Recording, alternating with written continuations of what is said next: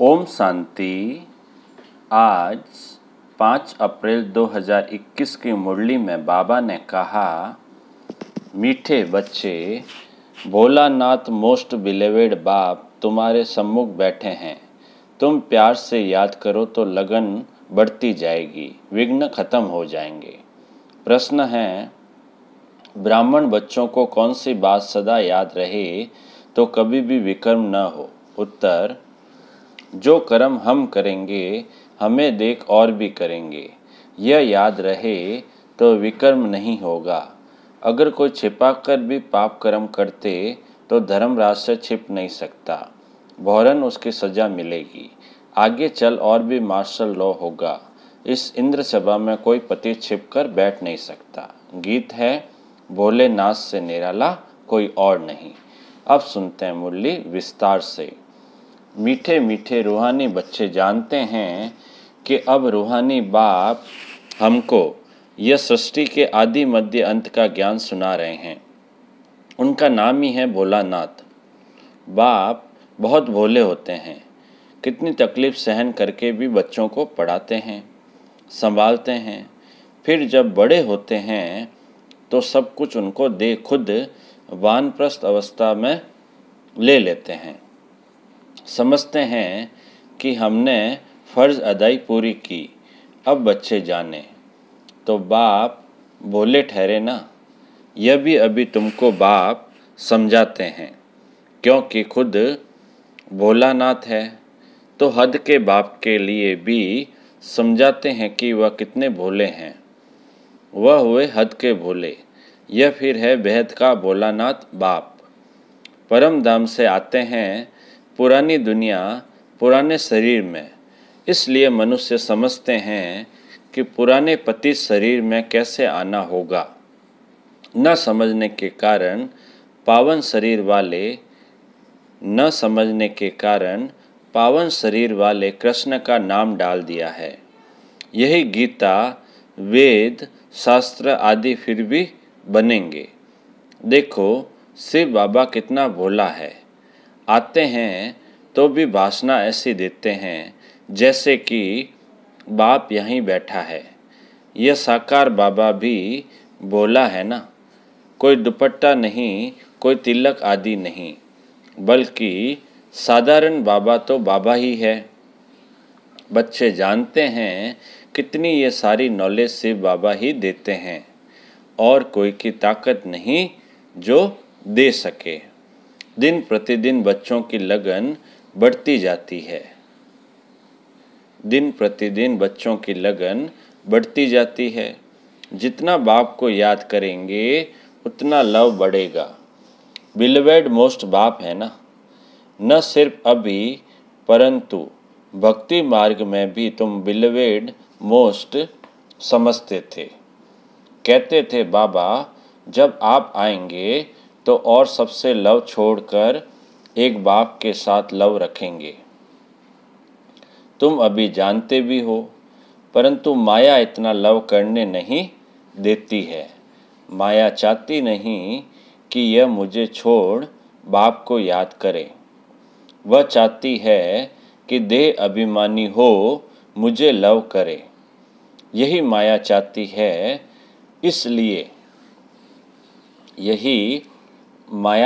है। इसलिए कितना विघ्न डालती है।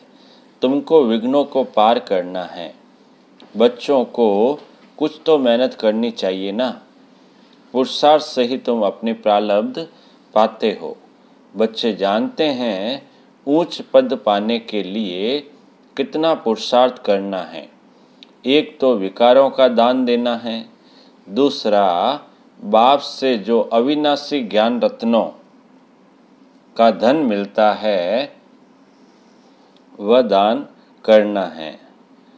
जिस अविनाशी धन से ही तुम इतने धनवान बनते हो। नॉलेज है सोर्स ऑफ इनकम। वह है शास्त्रों की फिलोसॉफी। यह है स्पिरिचुअल नॉलेज।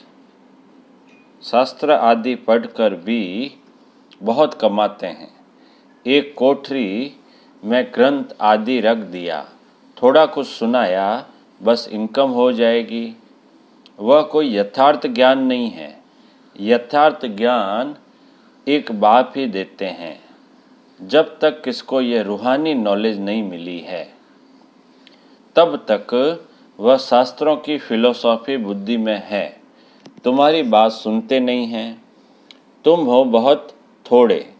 यह तो 100% सर्टेन है कि यह रूहानी नॉलेज बच्चों ने रूहानी बाप से ली है। नॉलेज सोर्स ऑफ इनकम है। बहुत धन मिलता है। योग से सोर्स ऑफ हेल्थ। योग से सोर्स ऑफ हेल्थ अर्थात निरोगी काया मिलती है। ज्ञान से वेल्थ। यह है 2 मुख्य सब्जेक्ट। फिर कोई अच्छी तरह धारण करते हैं, कोई कम धारण करते हैं, तो वेल्थ भी कम नंबरवार मिलती है। सजाएं आदि खाकर जाएं पद पाते हैं। पूरा याद नहीं करते तो विकर्म विनाश नहीं होते हैं।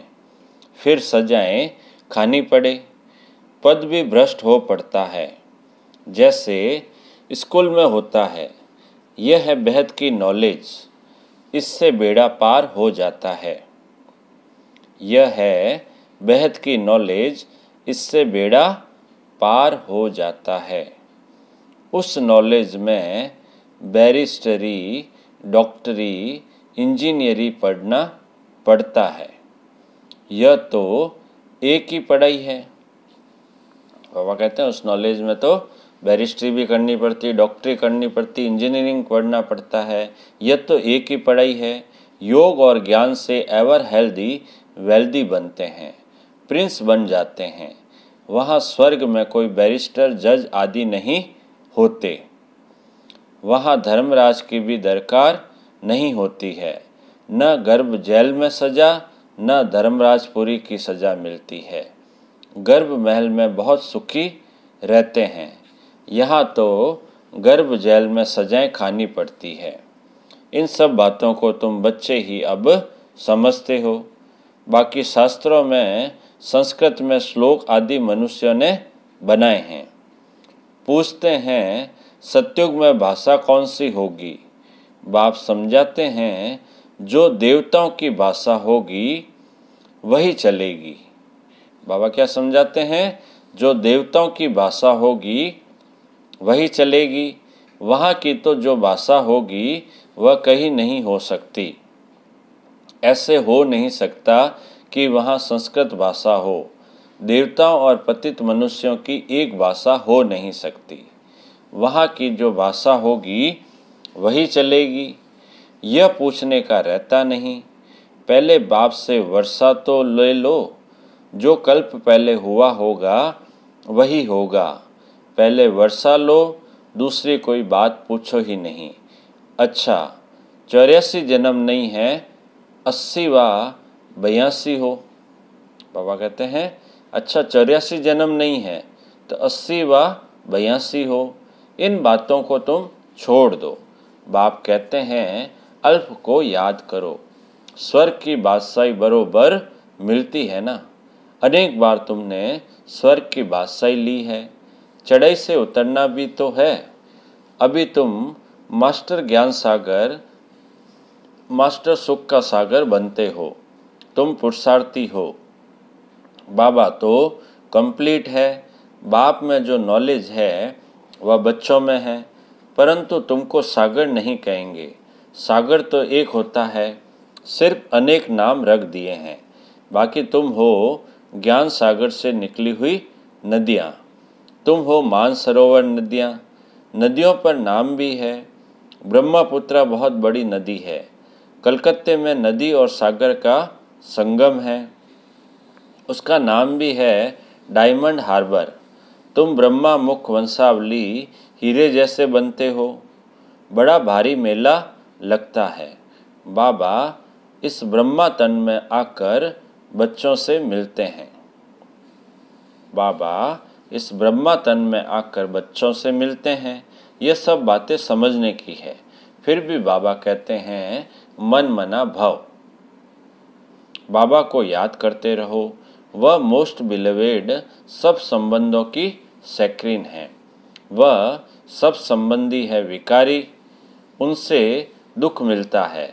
बाबा तुमको सबका एवजा दे देते हैं, सब संबंधों का लव देते हैं, कितना सुख देते हैं, और कोई इतना सुख नहीं दे सकते। कोई देते हैं तो अल्पकाल के लिए, जिसको ही सन्यासी कागविष्टा के समान सुख कहते हैं। दुख धाम में तो जरूर दुख ही होगा। तुम बच्चे जानते हो, तुम बच्चे क्या जानते हो? बाबा कहते हैं तुम बच्चे जानते हो, हमने ये अनेक बार पाठ बजाया है, परंतु हम ऊंच पद कैसे पाएं? उनका फा रहना चाहिए। बहुत पुरुषार्थ करना है कि हम वहाँ फेल न हो जाएं। अच्छे नंबर में पास होंगे तो ऊंच पद पाएंगे और उनको खुशी भी होगी। सब एक समान हो न सके, जितना योग होगा। बहुत गोपिकाएं हैं जो कभी मिली भी नहीं हैं, बाप से मिलने के लिए तड़पती है। साधु सन्यासियों के पास तड़पने की बात नहीं रहती है। यहाँ तो शिव बाबा से मिलने के लिए आते हैं। वंडरफुल बात है ना। घर में बैठकर याद करते हैं, शिव बाबा हम आपके बच्चे हैं। आत्मा को स्मृति आती है, तुम बच्चे जानते हो, तुम बच्चे जानते हो हम शिव बाबा से कल्प कल्प वर्षा लेते हैं। वही बाप कल्प के बाद आया हुआ है तो देखने बिगर रह न सकें। आत्मा जानती है बाबा आया है, शिव जयंती भी मनाते हैं, परंतु जानते कुछ भी नहीं। शिव बाबा आकर पढ़ाते हैं, यह कुछ भी नहीं जानते। नाम मात्र शिव जयंती मनाते हैं, छुट्टी भी नहीं करते हैं। वर्षा जिसने दिया उसका कुछ महत्व नहीं, और जिसको वर्षा दिया कृष्ण को उसका नाम बाला कर दिया है। खास भारत को आकर हेवन बनाया है, बाकी सबको मुक्ति देते हैं। चाहते भी सब है। तुम जानते हो मुक्ति के बाद जीवन मुक्ति मिलेगी। बाप आकर माया के बंधन से मुक्त करते हैं। बाप को कहा जाता है सर्व का सद्गति दाता। जीवन मुक्ति तो सबको मिलती है, नंबरवार पुरुषार्थ अनुसार। बाप कहते हैं यह है पतित दुनिया दुख धाम। सतयुग में तुमको कितना सुख मिलता है। उनको कहते हैं बहिश्त। अल्लाह ने बहिश्त किसके लिए रचा? क्या सिर्फ मुसलमानों के लिए रचा? अपनी अपनी भाषा में कोई स्वर्ग कहते हैं, कोई बहिश्त कहते हैं। तुम जानते हो हेवन में सिर्फ भारत ही होता है। तुम जानते हो हेवन में सिर्फ भारत ही होता है। यह सब बातें तुम बच्चों की बुद्धि में नंबरवार पुरुषार्थ अनुसार बैठी है। एक मुसलमान भी कहता था हम अल्लाह के गार्डन में गए। ये सब साक्षात्कार होते हैं। ड्रामा में पहले से ही नूंदा हुआ है। ड्रामा में जो होता है सेकंड पास हुआ कहेंगे, कल्प पहले भी हुआ था। कल क्या होना है यह पता नहीं है। ड्रामा पर निश्चय चाहिए जिसमें कोई फा नहीं रहेगा। हमको तो बाबा ने हुक्म दिया है मामेकम याद करो और अपने वर्षे को याद करो। खत्म तो सबको होना ही है। कोई एक दो के लिए रो भी नहीं सकेंगे। मौत आया और गया, रोने की फुर्सत नहीं रहेगी, आवाज़ ही नहीं निकलेगा। आजकल तो मनुष्य राग भी देखकर राग भी लेकर कितना परिक्रमा करते हैं। भाव बैठा हुआ है, सब वेस्ट ऑफ टाइम है। इसमें रखा ही क्या है, मिट्टी मिट्टी में मिल जाएगी। इससे भारत पवित्र बन जाएगा क्या? पतित दुनिया में जो काम करते हैं पतित ही करेंगे। दान पुण्य आदि भी करते आए हैं, क्या भारत पावन बना है, सीढ़ी उतरनी ही है। सतयुग में सूर्यवंशी बने, फिर सीढ़ी उतरनी पड़े। धीरे धीरे गिरते हैं। भल कितना भी यज्ञ तप आदि करें, फिर भी दूसरे जन्म में अल्पकाल का फल मिलता है। कोई बुरा कर्म करता है तो उसका भी एवजा उनको मिलता है। बेहद का बाप जानते हैं, बच्चों को पढ़ाने आए हैं, तन भी साधारण लिया है। कोई तिलक आदि लगाने की दरकार नहीं। तिलक तो भक्त लोग बड़े बड़े देते हैं, परंतु ठगते कितना है। बाबा ने कहा है, मैं साधारण तन में आता हूँ, आकर बच्चों को पढ़ाता हूँ। वानप्रस्थ अवस्था ठहरी, कृष्ण का नाम क्यों डाला? यहाँ जज करने की भी बुद्धि नहीं है। अभी बाबा ने राइट रॉन्ग जज करने की बुद्धि दी है। बाबा कहते हैं, तुम यज्ञ तप दान पुण्य करते, शास्त्र पढ़ते आए, क्या उन शास्त्रों में कुछ है? हमने तो तुमको राजयोग सिखलाकर विश्व की बादशाही दी कि कृष्ण ने दी। जज करो। कहते हैं, बाबा आपने ही सुनाया था। कृष्ण तो छोटा प्रिंस है, वह कैसे सुनाएंगे? बाबा आपके ही राजयोग से हम यह बनते हैं। बाप कहते हैं, शरीर पर भरोसा नहीं है, बहुत पुरुषार्थ करना है। बाबा को समाचार सुनाते हैं, फलाना बहुत अच्छा निश्चय बुद्धि है, फलाना बहुत अच्छा निश्चय बुद्धि है। मैं कहता हूँ बिल्कुल निश्चय नहीं है। जिनको बहुत प्यार किया वह आज नहीं है। बाबा तो सबके साथ प्यार से चलता है। जैसे कर्म मैं करूँगा, मुझे देख और करेंगे। कई तो विकार में जाएं, फिर छिपकर आए बैठते हैं। बाबा तो झट संदेशी को बता देते हैं। ऐसे कर्म करने वाले बहुत नाजुक होते जाएंगे, आगे चल नहीं सकेंगे। पिछाड़ी के नाजुक समय कोई कुछ करता है तो एकदम मार्शल लॉ चलाते हैं। आगे चल तुम बहुत देखेंगे बाबा क्या क्या करते हैं। बाबा थोड़ी सजा देंगे, धर्मराज द्वारा दिलवाते हैं। ज्ञान में प्रेरणा की बात नहीं है। भगवान को तो सब मनुष्य कहते हैं, हे पतित पावन आओ, हमको आकर पावन बनाओ। सभी आत्माएं आर्गन्स द्वारा पुकारती है। बाप है ज्ञान का सागर, उनके पास बहुत वक्खर वैरायटी सामान है। ऐसा वक्खर फिर कोई के पास नहीं है। कृष्ण की महिमा बिल्कुल अलग है। बाप की शिक्षा से यह लक्ष्मी नारायण कैसे बने? बनाने वाला तो बाप ही है। बाप आकर कर्म अकर्म विकर्म की गति समझाते हैं। अब तुम्हारा तीसरा नेत्र खुला है। तुम जानते हो 5000 वर्ष की बात है। अब घर जाना है, पाठ बजाना है। यह स्वदर्शन चक्र है ना? तुम्हारा नाम है स्वदर्शन चक्रधारी ब्राह्मण कुलभूषण प्रजापिता ब्रह्मा कुमार कुमारियाँ लाखों की अंदाज में स्वदर्शन चक्रधारी बनेंगे। तुम कितनी नॉलेज पढ़ते हो? अच्छा, बाप दादा बोले, मीठे मीठे सिकिलदे बच्चों प्रति माता पिता बाप दादा का याद प्यार और गुड मॉर्निंग। रूहानी बाप की रूहानी बच्चों को नमस्ते। हम रूहानी बच्चों की रूहानी बाप दादा को याद प्यार गुड मॉर्निंग और नमस्ते नमस्ते नमस्ते। सदा रहेंगे हंसते हंसते, बन जाएंगे फरिश्ते। वाह बाबा वाह, वाह मेरा भाग्य। पूरी मुरली में से धारणा के लिए जो मुख्य पॉइंट्स है, उसमें पहला पॉइंट, यह समय बहुत नाजुक है, इसलिए कोई भी उल्टा कर्म नहीं करना है।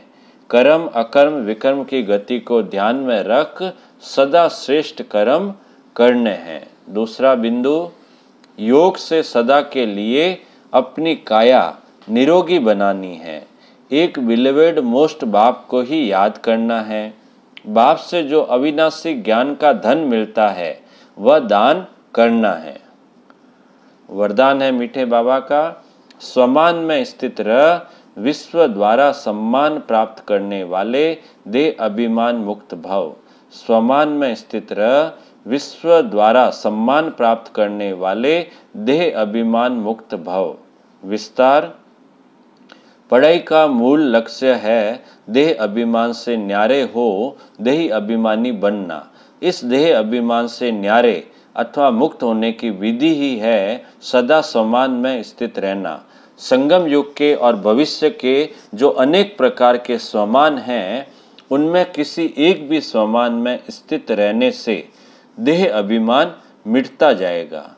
जो स्वमान में स्थित रहता है उन्हें स्वतः मान प्राप्त होता है। सदा समान में रहने वाले ही विश्व महाराजन बनते हैं और विश्व उन्हें सम्मान देती है। स्लोगन: जैसा समय वैसा अपने को मोल्ड कर लेना, यही है रियल गोल्ड बनना। जैसा समय वैसा अपने को मोल्ड कर लेना, यही है रियल गोल्ड बनना। अच्छा, ओम शांति।